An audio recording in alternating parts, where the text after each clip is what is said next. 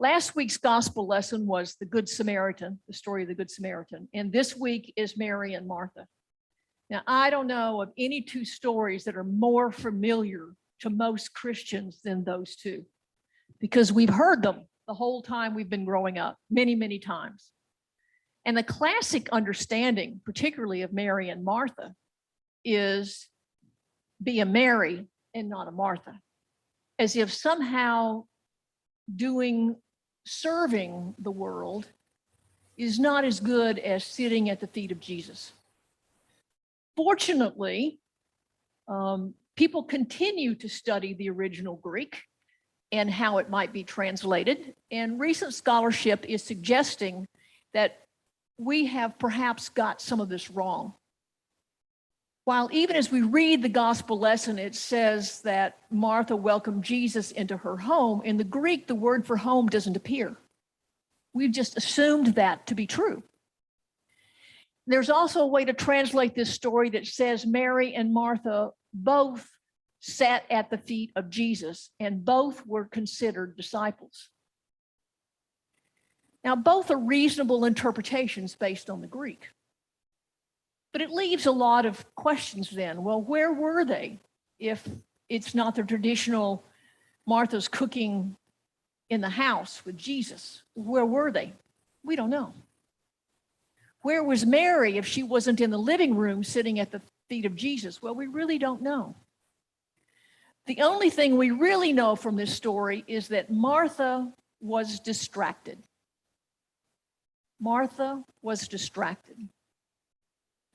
And one of the questions that we might want to wrestle with is that if Martha, instead of cooking, was actually busy serving, and the Greek word for serving is the same word that gives us rise to the idea of deacon, because it means to serve, maybe she was busy doing ministries in the community. And she was distracted by that service. Now, two questions, challenges for us. One, in our lives, do we just get so busy doing so many things that we don't have time or room for Jesus? Anybody want to confess? I'm not going to hear confessions today, but look, here's a bold hand way up here. And the second thing, and I think the most important thing for us to wrestle with, particularly during this sabbatical time, can the very ministries that we think are so important to be church, can those activities be a distraction and get in the way of our relationship with Jesus? What do you think? Yes? No? Speak up. Yes?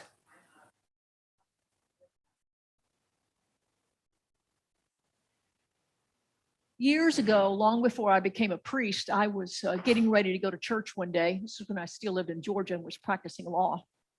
And I had to make a list of everything I had to accomplish when I went to church this day. I already got to ask so-and-so about something, got to tell so-and-so and something. I need to check on this. And I picked up my list, started to walk out the door, and I think, you know what? This is becoming like a second job. And getting ready for church is feeling like busy work, and it's feeling like a burden. And by the time I got there, I couldn't concentrate on what was happening. I had so many things to do, church work. Anybody ever had a feeling like that? Yeah, want to share an example? Anybody want to share an example? See, this is what we did in the early church, right after the resurrection. There was no Bible. There was no ritual. There was no priest. Just people getting together to share their thoughts and reflections about what they had heard and learned about Jesus. So this is what they would have done. They would have turned to each other and said, what do you think about this? Tell me a story. So let's act like first century Christians. Somebody tell me a story.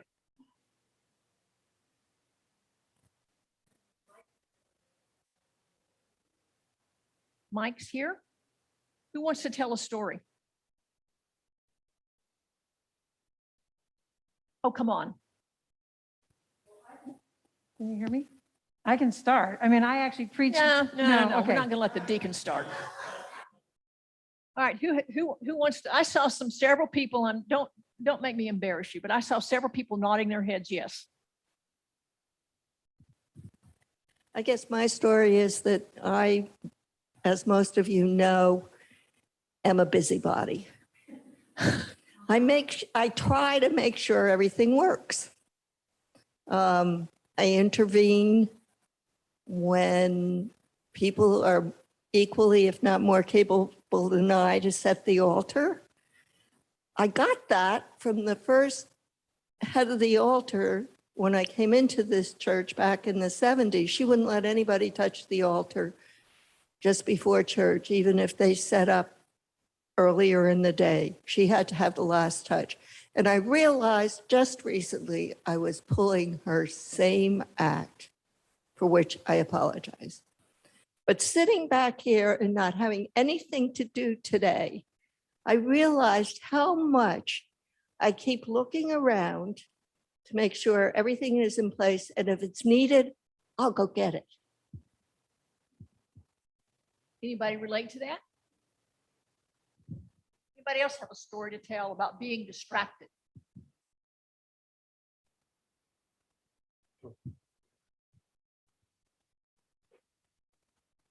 I've spent over 30 years. Pretty close here. Okay. I spent close to 30 years in hunger relief volunteering. I started off with food banking, and then I went to farming, and then I went to feeding, and then I went to developing food programs. And all of a sudden, I realized that I was spending so much time, because what I had tried to do was to build a program from farm to table with different organizations. And I found out that I was spending all this time running around to food banks, food pantries, organizing this, that I really kind of like lost sight of what the mission was, because the mission was to end up feeding those who are hungry. And so I kind of had to readjust myself and take myself away from all of the business. And what I did was I said, where does it begin? And it begins in farming.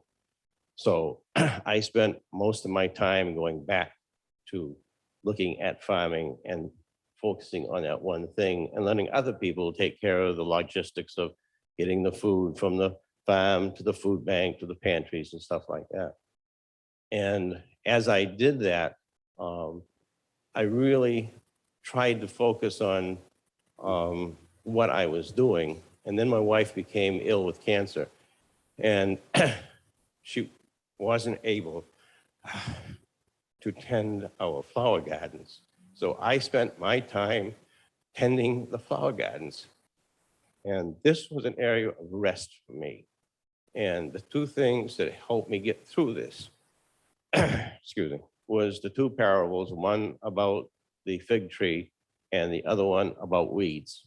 And I used those two parables to work the garden.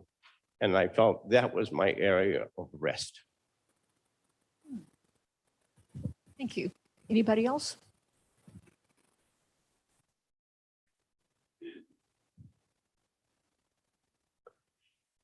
Since I enjoy so many things in life, it's really been easy for me to do a little bit of this, a little bit of that. Why not explore this? And it's given me great joy.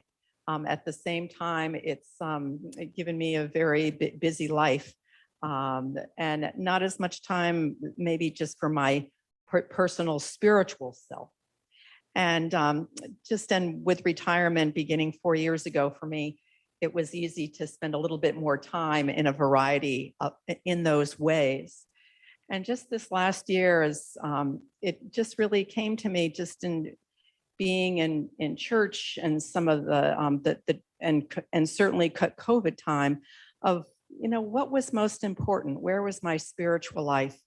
And that even though I was doing all these things that are very satisfying to me and community contributing, I felt deep inside that I needed more time for myself. So I've let go of several things. And in doing that, came the awareness that, I still don't get to my garden in the summertime. And so I let go of a couple of things, a few more things, just small. And this last week, I've just had the most enjoyable time, even though it's hard work of getting down on the ground and digging in the soil and getting up all those weeds. And in doing that, it's such rest, even though it's work and my arms are talking to me, from all that digging of the weeds.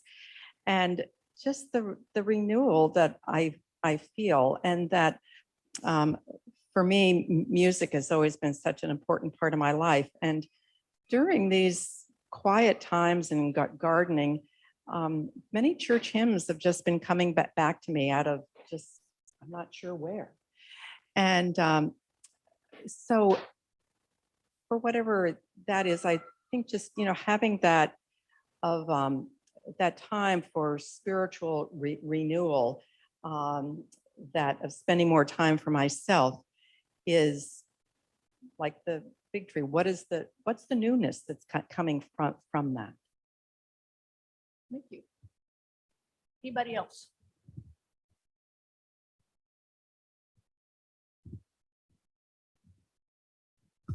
We have through the years found a way of being church that really keeps us quite busy.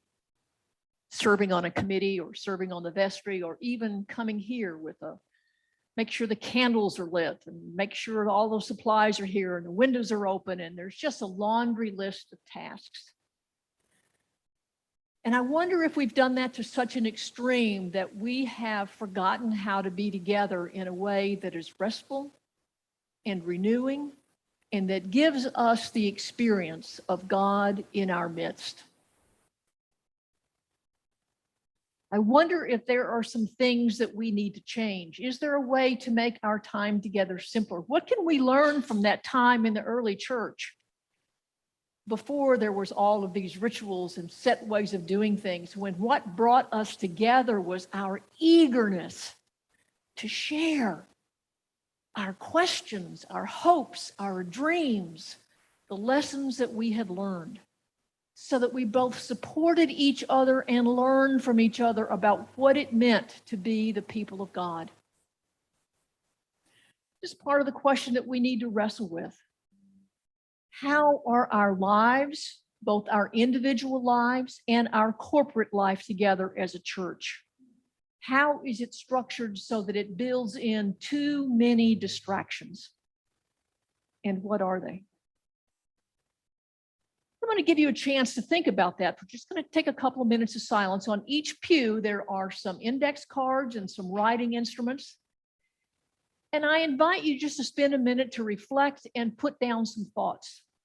What are the distractions that keep you so busy or anxious that you can't focus on your relationship with God? What is it about the way that we do church that keeps us busy and distracted from Jesus? What is it about the way that we gather that gets in the way of us having a sense of truly experiencing the presence of Jesus in our midst? As part of what Rick will be doing on his sabbatical, part of what I invite us to wrestle with, and we'll be talking later during announcement time about more ways that we're going to do this. But it's important for the church has changed so much throughout the centuries, and it can change again and needs to change again if we are to be the faithful members, the faithful hands and feet of God in the world. So I ask you just to take a few minutes and jot down, maybe it's something in your personal life you want to work on, maybe it's something about church, but let's really think about what distracts me, what keeps me from sitting at the feet of Jesus. And then during the offertory, I invite you to put those things in the offering plate, and we will, throughout the sabbatical process, be giving you some feedback about what we've learned. Any final comments? Yes. Here, let me get the.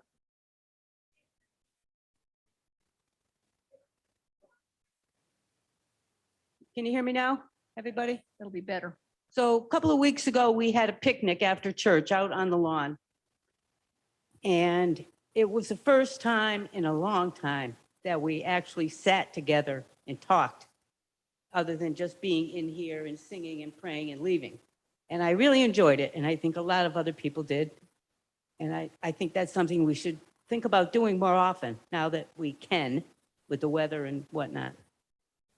Okay, thank you. Which reminds me of one other thing I want to challenge you to think about. I know far too many people who think of church as one of those things they do in their life that gives them pleasure. Maybe they get their hair cut. Maybe they go to the gym. Maybe they go to the spa. Maybe they go fishing or golfing or knitting or whatever gives them pleasure. And going gardening. And going to church is just another one of those rituals or routines that makes them feel good about their life.